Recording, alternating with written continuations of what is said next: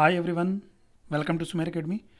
आज हम लोग साथियों टेट और सी टेट में जो क्वेश्चंस पूछा जाता है आरटीई और NCF right to education act 2009 और एनसीएफ 2005, ठीक है 2005, जिसको कि एनसीएफ को क्या बोलते हैं, नेशनल करिकुलम फ्रेमवर्क 2005, ठीक है।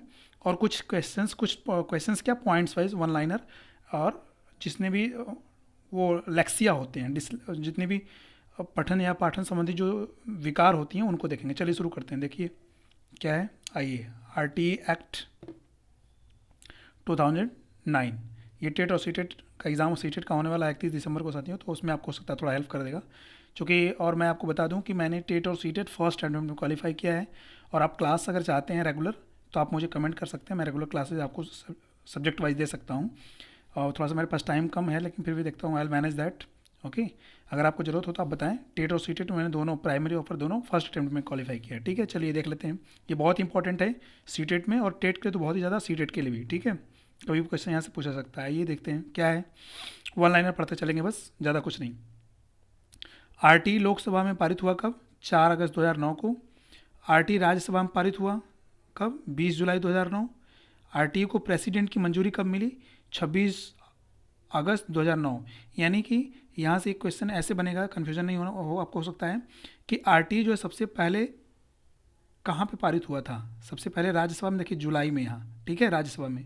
उसके बाद 4 अगस्त को लोकसभा में, फिर जा करके कहाँ पे, ये 26 अगस्त को प्रेसिडेंट की इसकी मंजूरी मिलती है। जनरली होता क्या है, कोई भी विधेयक जो है, ठीक है, कहाँ पारित होता है? लोकसभा में रखा जाता है, मीन्स पहले रखा जाता है, ठीक है। तो ऐसा हमको लग सकता, कन्फ्यूजन हो सकता है कि पहले तो लोकसभा में ही होगा, लेकिन ऐसा नहीं है। पहले कहाँ से पारित होता है? ये 20 जुलाई 2009 से राज्यसभा में, उसके बाद फिर अगस्त में लोकसभा में, ठीक है। नेक्स्ट क्या है, शिक्षा का अधिकार अधिनियम लागू हुआ कब? 1 अप्रैल 2010। शिक्षा का अधिकार मतलब यही आरटीई एक्ट, आरटीई एक्ट 2009, ये जो है आरटीई एक्ट पूछेगा कि कब लागू हुआ, तो ये 1 अप्रैल 2010 से लागू हुआ साथियों, ये कन्फ्यूज नहीं होंगे। ये अधिनियम राज्यसभा लोकसभा राज्यसभा में 2009 में रखा गया था, लेकिन ये लागू कब हुआ? 1 अप्रैल 2010 से, ठीक है, कन्फ्यूज मत होइएगा। नेक्स्ट क्या है, निःशुल्क एवं अनिवार्य शिक्षा को मूल अधिकार में जोड़ा गया कब? कब किस में जोड़ा गया? अनुच्छेद 21A में, ठीक है, आर्टिकल 21 में। और कब? 86वें संविधान संशोधन 2002 में, ठीक है। ये भी कभी कभी पूछ लेता है। अगला क्या है, आरटी 2009 के तहत शिक्षा के लिए एक सप्ताह में न्यूनतम कार्य घंटे कितने? एक सप्ताह में कितने, कम से कम कितने कार्य घंटे होने चाहिए आरटी के अनुसार? तो कितने होने चाहिए? 45 घंटे, ठीक है। चलिए नेक्स्ट क्या है, आरटी के तहत प्राथमिक कक्षाओं में छात्र शिक्षक अनुपात, छात्र और शिक्षक अनुपात कितना होना चाहिए? प्राथमिक कक्षा, ये ध्यान रखना है, यहीं से कन्फ्यूजन होगा। प्राथमिक और उच्च प्राथमिक पूछ देगा तो कन्फ्यूज जाएंगे। तो कितना होना चाहिए? 1:30 या 1:40, ठीक है, 1:30 या तो 1:40, एक संबंधित 30 या एक संबंधित 40। अगला आगे देखते हैं क्या है पॉइंट्स। आरटी 2009 के तहत प्राथमिक स्तर पर न्यूनतम शैक्षिक घंटे व कार्य दिवस, कम से कम प्राथमिक स्तर पर कितने घंटे पढ़ाना है, ठीक है, या कितने दिन पढ़ाना है? तो टोटल 800 घंटे, या दिन अगर पूछेगा तो 200 दिन, ठीक है, 200 डेज, ठीक है, मतलब पूरे 1 ईयर में। अगला क्या है, निःशुल्क एवं अनिवार्य शिक्षा में बच्चों की आयु कितनी है? तो ये मोस्टली पता होगा हर किसी को, 6 से 14 वर्ष, ठीक है। आगे क्या है, आरटी 2009 के तहत निजी स्कूलों में निर्धन बच्चों, जैसे SC ST OBC विकलांग जो भी हैं, और भी जो गरीब तबके के बच्चे हैं, उनके लिए कितने परसेंटेज सीटें आरक्षित की गई हैं निजी स्कूलों में? प्राइवेट की बात चल रही है, तो कितनी? 25, ठीक है। नेक्स्ट क्या है, आरटी के अनुसार कक्षा 6 से 8 हेतु छात्र शिक्षक अनुपात होना चाहिए, कितना होना चाहिए? 35:1, 35:1 उच्च प्राथमिक स्तर पर, ठीक है, ये ध्यान रखना है। आगे क्या है, आरटी एक्ट 2009 लागू करने वाला भारत, आरटी एक्ट 2009 को लागू करने वाला भारत का स्थान कौन सा है? 135वां देश रहा है, जबकि पहला देश कौन सा है? नॉर्वे, ठीक है। चलिए ये भी क्वेश्चन पूछ सकता है कि पहला देश कौन सा था। आरटी 2009 जम्मू कश्मीर में लागू नहीं होता, ये कब? ये अभी जब अनुच्छेद आर्टिकल 370 जब तक नहीं हटा था, तब तक ये आरटी जम्मू कश्मीर में नहीं लागू होता था। लेकिन अब क्या होगा, अब लागू होगा, तो यहाँ पर लिखा होगा कि पहले था, ठीक है, जब से ये हट गया तब से लागू होगा। कोई कमेंट करके बताएं कि ये अनुच्छेद 370 कब लागू हुआ, कब हटा था जम्मू कश्मीर से, बताइए। ये भी क्वेश्चन जीके का करंट का पूछा जा सकता है। चलिए नेक्स्ट क्वेश्चन, एक करंट का क्वेश्चन पूछा गया था अभी RO ARO में, ROARO में, हाँ मैं उसको अभी आगे बताऊंगा, आपसे रिलेटेड मिलेगा। भारतीय शिक्षा का मैग्ना कार्टा कहा जाता है किसको? मौलिक अधिकार को। और यहीं पे साथियों इसके लिए इसके जगह पे कहीं कहीं आपको ये भी मिलेगा कि 1854 का जो वुड का घोषणा पत्र था ना, 1854 का, उसको भी शिक्षा, भारतीय शिक्षा का मैग्ना कार्टा कहते हैं। ठीक है, तो ये मौलिक अधिकार को, उसको भी देख लीजिएगा आप, एग्जाम में जैसा है क्वेश्चन। RT 2009 के अनुसार 6 से 8 हेतु छात्र शिक्षक अनुपात होना चाहिए, तो ये क्वेश्चन रिपीट हो गया। 35 से 1 उच्च प्राथमिक स्तर, चलिए कोई नहीं। प्राथमिक स्तर पर यदि 150 से अधिक बच्चे हों प्राथमिक स्तर पर, तो क्या प्रावधान है? अगर 150 ही नहीं, 150 से 200 तक, ठीक है, अगर बच्चे हैं तो क्या एक प्रधानाध्यापक और 5 शिक्षक होने चाहिए। ठीक है, ये प्रावधान किया गया है। आगे क्या है? उच्च प्राथमिक स्तर यानी 6 से 8 में कितने बच्चे होने पर प्रधानाध्यापक की नियुक्ति होगी? बताइए। तो 100 से अधिक अगर बच्चे हो जाएंगे 6 से 8 यानी उच्च प्राथमिक स्तर पे, तो एक प्रधानाध्यापक की नियुक्ति होनी चाहिए। नेक्स्ट क्या है?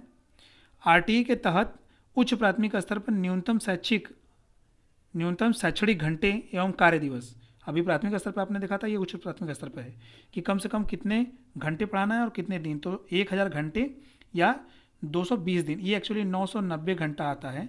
ठीक है, एग्जैक्ट लोकेशन इसका फिगर 990, तो उसको अप्रॉक्स लगते हैं 1000 घंटे, ठीक है, या 220 दिन। अभी आगे मिल जाएगा आपको। आइए नेक्स्ट देखते हैं आगे क्या है, देखिए आपको मिलेगा यहाँ।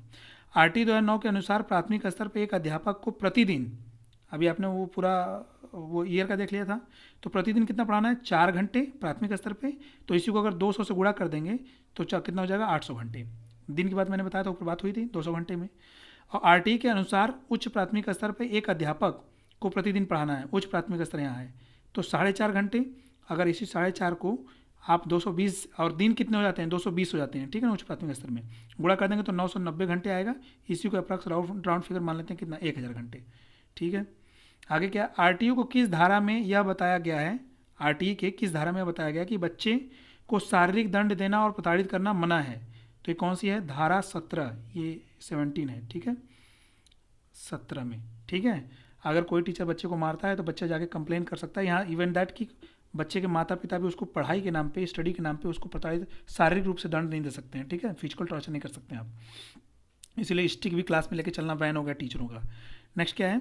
RT 2009 में कुल कितने अध्याय हैं? तो 7। RT 2009 में कुल धाराएं कितनी हैं? 38।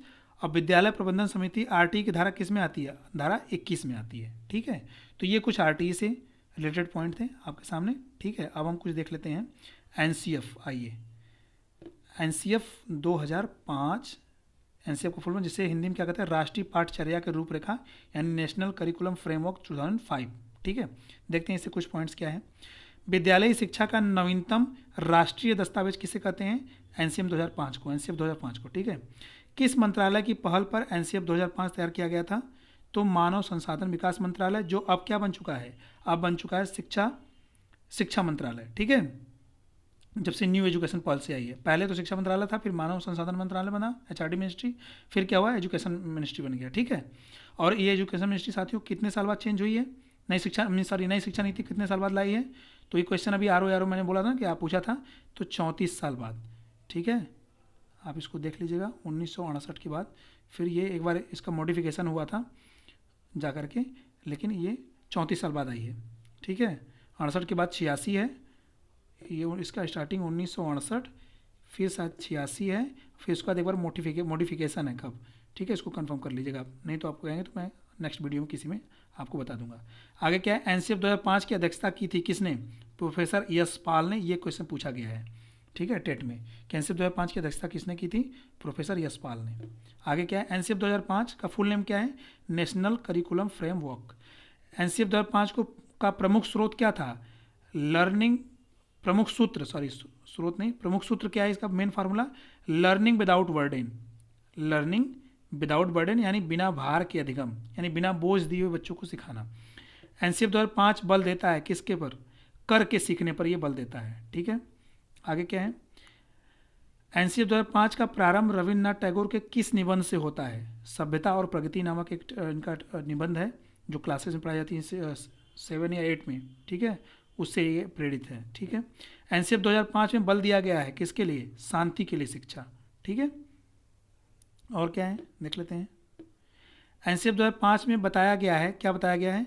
सपनों के भारत को धरातल पर उतारने की, सपनों के भारत को धरातल पर उतारने के लिए बताया गया है। ठीक है, आगे क्या है? करिकुलम किस भाषा का शब्द है? जो नेशनल करिकुलम फ्रेमवर्क है उसका करिकुलम वर्ड किस भाषा का शब्द है? लैटिन भाषा का, लैटिन। ठीक है। अच्छा, ये आपको पता, ध्यान में कभी आता है कि ये लैटिन भाषा, ग्रीक वर्ड, ये सब भाषाएं क्यों ले जाती है जबकि आज की डेट में ये बोली नहीं आती हैं? क्यों? क्योंकि यही ये सब भाषाएं हैं ना जिनमें कोई मॉडिफिकेशन नहीं हो सकता, ये बोली नहीं जाती तो इसमें बदलाव नहीं आएगा, चेंजिंग नहीं आएगा।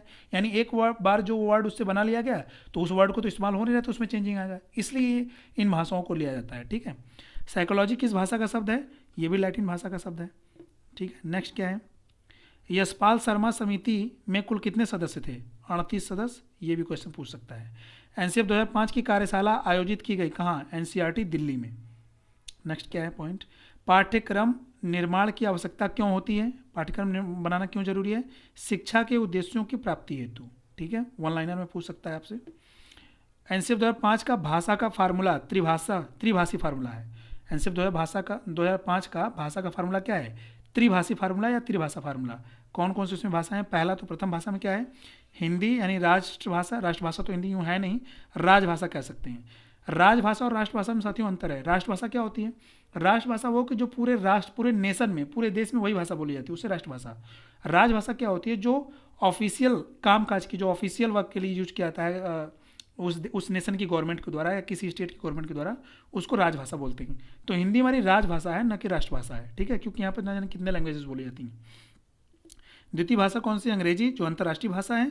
और तृतीय भाषा को किसको लिया गया? स्थानीय भाषा, जैसे पंजाबी, कोंकणी, मैथिली, संथाली, ये सब। ठीक है, तो ये हो गया आपका एनसीएफ से कुछ। अब आइए कुछ इसी में लगे हाथों अधिगम, कुछ हमारे पास था नोट्स, मैंने अपने पढ़ने के लिए जब किया था तो मैंने बनाया था, देख लेते हैं क्या है। अधिगम में क्या है? डिस्ग्राफिया, ये समझ रहे हैं, इससे रिलेटेड जो विकार होते हैं ना, जो रोग बच्चे ग्रसित होते हैं, ये आपसे क्लास में कभी जब आप क्लास लेंगे, टीचर बन जाएंगे तो उसमें आपको बहुत इसकी ज़रूरत पड़ेगी। तो डिस्ग्राफिया क्या होता है? लेखन संबंधी समस्या या लेखन संबंधी विकार। इसमें क्या होता है कि बच्चा जो होता है वो अच्छे से लिख नहीं पाता है, डिस्ग्राफिया। तो इससे वन लाइनर क्वेश्चन सीधे पूछ लेता है कि डिस्ग्राफिया में क्या होती है, या स्टेटमेंट दे देगा, ऑप्शन दे देगा। ठीक है, डिस्ग्राफिया, डिसलेक्सिया, पाठन संबंधी विकार है, गणना संबंधी विकार दे देगा, डिस्ग्राफिया, डिसकैलकुलिया, डिसलेक्सिया ऐसा दे देगा, तो आंसर बताना पड़ेगा। डिसलेक्सिया क्या होता है? पठन या वाचन संबंधी विकार। डिसकैलकुलिया क्या होता है? गणना संबंधी विकार। डिस्प्रैक्सिया क्या होता है? लेखन, पठन, गणना, बोलने में कठिनाई, ये सभी को मिला लेता है। ठीक है, और क्या है? डिस्थीमिया क्या होती है? गंभीर तनाव की समस्या या गंभीर तनाव की अवस्था होती है। डिस्मॉर्फिया क्या होता है? अपने आप को दूसरे से सुंदर, लंबा, ताकतवर समझना ही क्या कहलाता है? डिस्मॉर्फिया। अफेजिया क्या है? भाषा संप्रेषण में कठिनाई को अफेजिया बोलते हैं। और डिस्फेजिया क्या है? जब अफेजिया किसी शारीरिक अक्षमता या रोग के कारण हो, कोई उसके अंदर अफेजिया है, यानी भाषा संप्रेषण मतलब भाषाओं का आदान प्रदान करने में कोई समस्या हो रही है, लेकिन उसके फिजिकल ऑर्गन की वजह से कोई उसके शारीरिक अंग नहीं काम कर रहा है, तब उसको डिस्फेजिया बोलते हैं। ठीक है, और क्या है? लास्ट है डिस्मेंसिया। डिस्मेंसिया मतलब क्या है? तर्क न कर पाना। क्या है? तर्क न कर पाना या स्मरण शक्ति का कमजोर होना ही क्या कहलाता है? डिस्मेंसिया कहलाता है। ठीक है, अब देखिए इसमें बड़ा आपको कन्फ्यूजन होता होगा, तो मैं थोड़े से एक दो आपको हिंट्स देता हूँ। जैसे देखिए, डिस्ग्राफिया मतलब क्या? लेखन कैसे? ग्राफ क्या करते हैं? हम ग्राफ कुछ बनाते हैं, किसी भी चीज़ का कोई ग्राफ हम लोग बनाते हैं, ठीक है ना। तो ग्राफ से क्या हो गया? हम लिखने का कार्य कर रहे हैं तभी तो ग्राफ बन रहा है। तो ग्राफिया मतलब लेखन संबंधी, डिस्ग्राफिया। अब देखिए डिसकैलकुलिया, एकदम इजी, ये भी वर्ड है, इजी है। डिसकैलकुलिया, कैलकुलेशन, कहते हैं भैया कि तुम्हारा कैलकुलेशन बहुत तेज है, तुम्हारा कैलकुलेशन बहुत कमजोर है, कैलकुलेशन सीखो, पहले कैलकुलेशन करो। तो कैलकुलेशन मतलब क्या? गणना, है ना, गणित में कैलकुलेशन करते हैं, तो गणना संबंधी कैलकुलिया, गणना संबंधी विकार हो जाती है। डिसलेक्सिया, लेक्सिया मतलब क्या होता है? पठन या बोलने संबंधी या वाचन संबंधी। ठीक है, बेसिकली तीन यही मेजर इंपॉर्टेंट हैं, ये तीन जरूरी कंफर्म रखिए आप। ठीक है, तो ये यहाँ से आपको मिल सकता है। ठीक है, तो साथियों बस आज के लिए इतना ही। ये हमने आपको सीटेट और टेट के जो एग्ज़ाम होने वाला है उसके मद्देनज़र मैंने आपको ये बना दिया। तो अगर आपको ये पसंद आया तो आप इसको देखें और अपना एग्ज़ाम कवर करें। ठीक है, चलिए, थैंक यू।